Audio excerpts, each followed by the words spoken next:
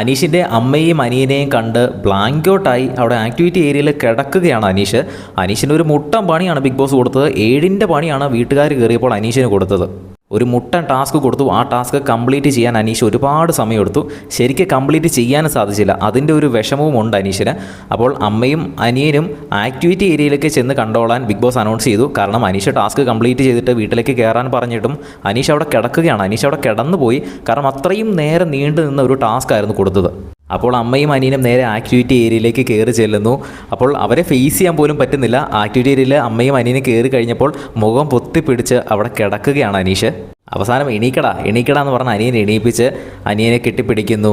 അത് കഴിഞ്ഞിട്ട് അവരുടെ ഒരു പസിലാണ് കൊടുത്തത്. ഫാമിലി ഫോട്ടോ ഒരു പസിലായിട്ട് കൊടുത്ത് അത് കംപ്ലീറ്റ് ചെയ്യാനാണ് കൊടുത്തത്. പക്ഷെ അത് അനീഷിന് കൃത്യമായിട്ട് സോൾവ് ചെയ്യാൻ സാധിച്ചില്ല. അതിൻ്റെ ഒരു വിഷമമാണ് അനീഷിന്. എന്തായാലും അതൊക്കെ കഴിഞ്ഞ് ഇപ്പോൾ നിലവിൽ വീടിനകത്തേക്ക് കയറി എല്ലാവരുമായിട്ട് പരിചയപ്പെട്ടുകൊണ്ടൊക്കെ ഇരിക്കുകയാണ്.